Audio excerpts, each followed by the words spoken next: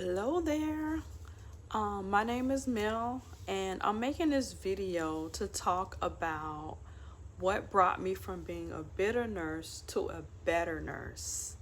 A little bit about myself is I've been a nurse for over 16 years now, and I started out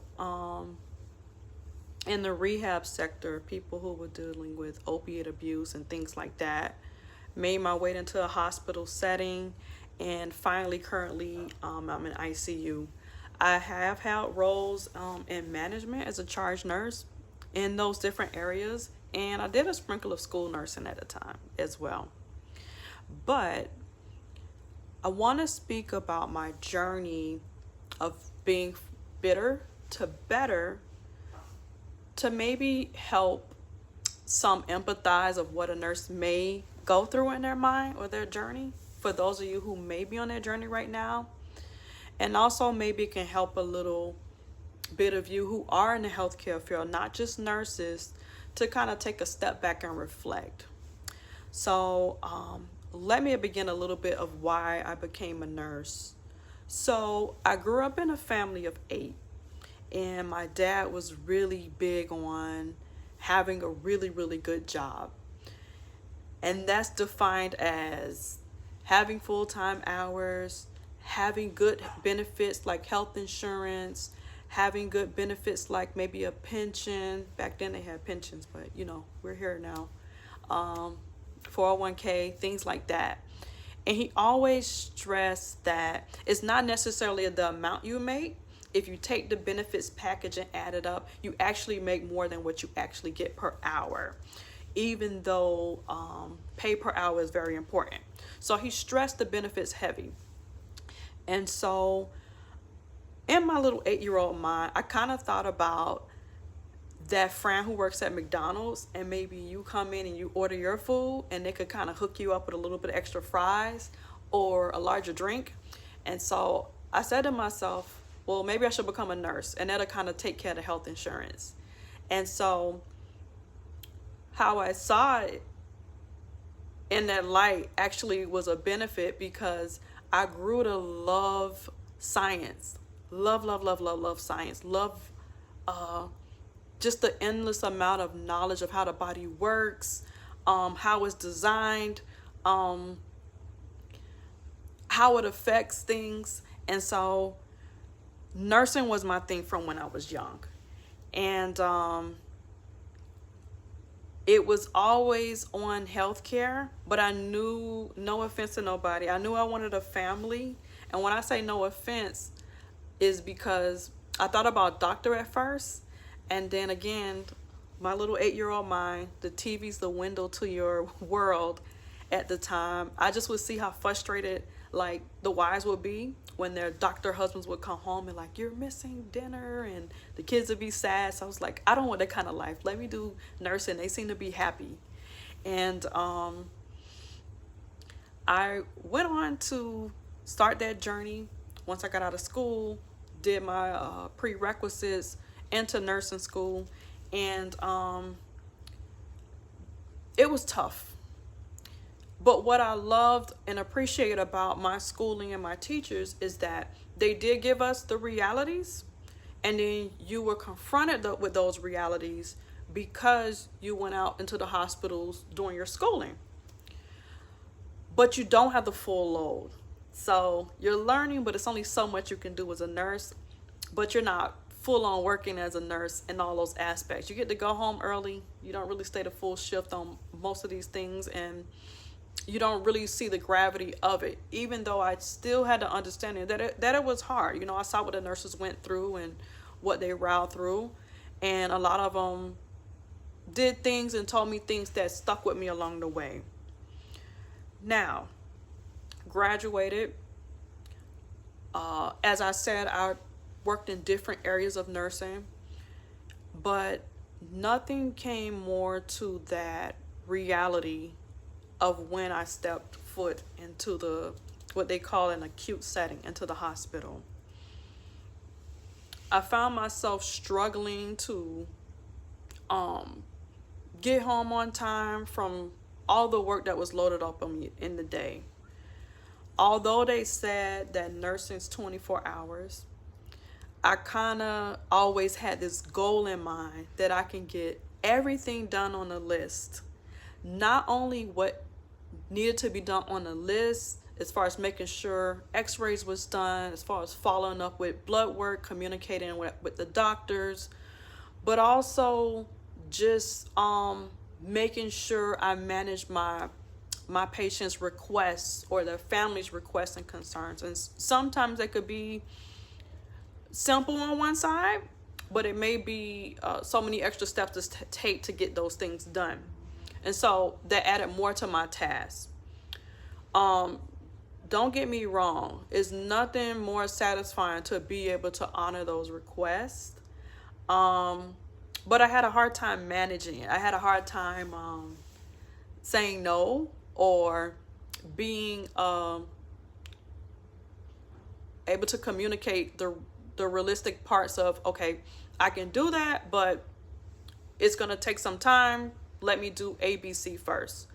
So I gradually learned how to communicate those things, and that kind of eased it up a bit. I feel that when your patients see that you're genuine, they really have grace with you if you're really honest with them. And I thank you. I thank God for those of you who are that way. The other challenges I found was in between of doing those things. Sometimes my meds became a little late because I'm trying to juggle that, and then one thing that you have on everything going smooth, and then there's a fire starting in the situation, not literally, but something that needs more attention. You need to give more attention to. Excuse me. And so I found myself struggling a lot with those things, and that's typically normal for a new nurse.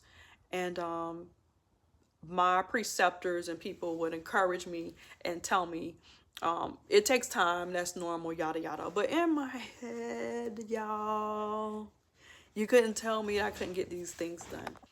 So time went on and things eased up a bit, but it still seemed overbearing. So we have the layer of dealing with my day-to-day activities. We also have the layer of things you see in the hospital that you feel from your experience would make a difference. Better staffing, better scheduling, things like that are also part of the mix.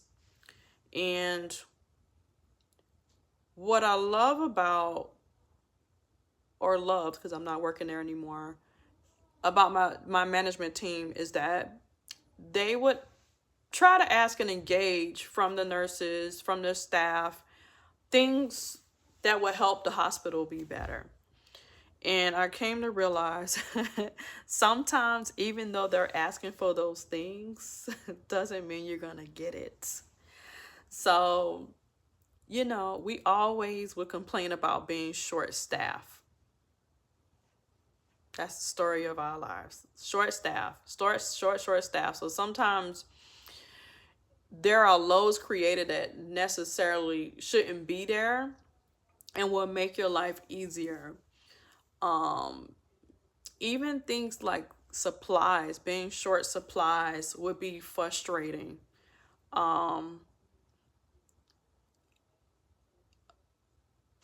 So sorry, I got a blank, but I could go on and on with that list. No specific examples. I just want to keep it simple when it comes to that. Those of you who know, they know. But there are some things that would definitely make life easier for a nurse. And I knew they were possible because I would kind of maybe run into a nurse that's been around the block, maybe like a travel nurse, and she's telling her experiences like, this is not normal. You guys aren't supposed to have XYD or have this many patients. So I kind of became envious of that possibility that this can be better. This isn't it. There's more out there. This is not normal. And so that helped to grow my bitterness. Like, why am I being treated this way? The internal battle, why can't I just do things smoothly, perfectly? You know, everybody else seems to be getting out of here on time. Um, in that respect. But I came to a place where I had to sit down and self-reflect. And although I'm a believer, I seem to have that cloak on the outside, but it only trickled into my workspace. And so as I grew closer to God, I found that it also followed me into my workspace. And what it did was change my lens of how I viewed my work. Before, I was anxious. I would go to work, but I would drive there like, what are they going to give me today? What's going to happen today? You know, am I going to have a fair assignment? Am I able to get out of here on time? I really have to do something with my kids. I promised them. Like, I want to be able to rest properly because I come back tomorrow. I do not want to be here late. What is it today? And so those thoughts just rummage through my mind. I came to a place where I had to accept and truly believe that God is in control. And it's a difference between saying it, repeating it in church, repeating it to encourage a friend, but there's a difference between doing that and living it. I was not living it within my work environment. And let me tell you what that looks like. I had to first be grateful to have a job. And I know that sounds cliche, but I had to be grateful that I have a job. It's not an easy field to get into, and it's not an easy field to do. When they say you have to love what you do, like when you get into nursing, you have to love what you do. Don't just get into it for the money. And I felt I went into it with those things. I loved dealing with people. I loved the science behind it. I love staying busy. Like, I couldn't have a job while I was just, sitting at a desk. That's just not me. No offense. But I like to be on the move. I like to be on the go. I love that about nursing. But it seems that my body couldn't keep up with my brain, what my brain had planned for the day. And so it was just trying to merge those two together. And it was God that was the glue that merged that together. It took me from being anxious to appreciative, busy, still busy, but manageable. And what changed was putting God first, looking to Him as my source for the wisdom, the strength, the endurance to do it. He had to be my battery. I couldn't do it myself. I had to change my lens, and my lens, the way I saw things was, I might not know everything, but I trust God. If you put me in this position, you're going to guide me. You're going to guide me to ask the right questions. You're going to guide me to look for the right things. So recap, God is in control. I am His vessel. If He put me here to do an assignment, that assignment is to take care of whoever He entrusts in my hands. Doesn't matter if it's fair or unfair. Whoever passes through my hands, it's no coincidence that they're there. And that's what changed my attitude. I don't know what that person experienced before me. I don't know what that person is experiencing at home. I don't know the rattled thoughts that may be going through their head or what they're going through in the hospital, because I get that it can be a scary situation. But what I do know, they are there and trusted in my hands for a reason. And so I must take that responsibility very seriously. And something so serious, I definitely need to draw from a higher power. And so what I found is that it changed me immensely to see it that way. That each patient is a delicate person in care of my hands, and God has his hands right under my hands to guide me through this. And let me tell you what that looked like. I became that go-to coworker that people like to work with, as far as asking for my help with things, asking my advice for things, and trusting me to watch their patients while they're at lunch. It also looked like my patients would request me back the next day. They would ask, "Are you back tomorrow?" And funny story, I actually came back for a patient the next day, and he was discharged. We only had him for like less than an hour the next day, and I actually picked up a shift. But neither here nor there. People began to also recognize in management, when they made the assignments, the charge nurses would deem me as the family nurse. And that nickname came about because I don't remember the exact case, but I remember they had a very difficult case in which the family was like very anxious, like really stressed out, and I was able to calm the situation down.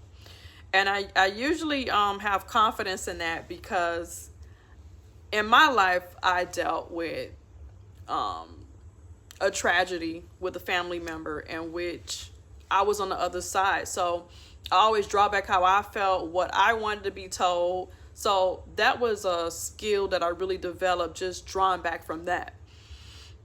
And so they deemed me as the family nurse. So whenever they had like a situation like that, they will always assign me those patients, no matter what's going on. And usually things are kind of smoothed out by noon. By noon, I had their trust so easily that the family member that kind of stood in the corner with their arms folded, kind of really rough with everybody, by noon, by the end of the day, they're like, "Melissa, I'm gonna take a lunch. You want anything?" And it just was genuine love. Like, I want you to have your questions answered. I want you to feel comfortable what's going on. I'm gonna explain everything for you, the possibilities, where the doctor may be going as far as planning the care, possible future instances. So that way they really feel like they're prepared for whatever comes their way. I even had a situation, it was so funny. I was working night shift, and I came in and introduced myself, and I'll do my, "Hi, I'm Mel. I'll be your nurse for tonight. I noticed this, that, and the other. I don't want to tell too much about the case of what the nurse told me. This is what we're going to do. We're going to try to do this tonight." And the daughter was sitting there with her blanket and pillow, and she had her chair set up and everything. And then I went to my computer. I always explain to the patient, I'm just introducing myself. Do you need anything at this point? I'm just going to sit at a computer, look through things. We nurses are pretty good at switching off, but I just want to check through some things. Do you need anything for now until I get back? You're welcome to call me if anything else extra comes up that you can't think of. So I go out to the computer, and I see the daughter walking by with her pillow and blanket. And I'm like, where is she going? And so I went in the room, and the lady told me, my patient told me, she said, "My daughter left because she trusts you." I thought it was so weird. I'm like, she trusts me. Okay. And it was a proud moment because I guess that first impression in that instant, she felt her mom was safe. And what the patient also began to share with me is that she gets off work, and for the past 3 nights, she's been here like all night. And even the days she's off, she's here in the hospital watching her mom like a hawk. So it was like her first time being able to actually go home and get things done. And that meant the world to me. It was really encouraging. And so that's something I just want to do again and again and again. And even though she shared that with me, it enlightened me to other situations that I may have saw that, but I didn't know what that was. So it's quite a journey. Bitterness, it shouldn't take no place in someone's heart. I recognized it. It was eating me alive. Just that anxiety, that stress, that this is not fair. That's not fair. And whenever I think to even move back into that mindset, it just takes a moment of self-reflection. Just gratefulness to be here, gratefulness to have a job, gratefulness, leaving with that encouragement from my patients that, and it sounds corny, but it's cool, that I made a difference. Sometimes I still kind of beat myself up, but the reality is sometimes a simple bath or fixing something like their meal for tomorrow or during the day means the world to them.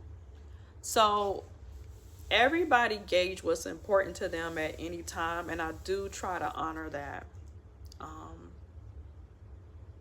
Because you don't want to be in their shoes, and I've been there, so I understand how important it is to try to listen to your patients, make them feel comfortable, and just be there for them. So I hope this is something that reflects well with you when listening to this video, and I'm glad I'm in that direction of being a better nurse. I hope you got something from this video. You guys have a blessed day. Bye.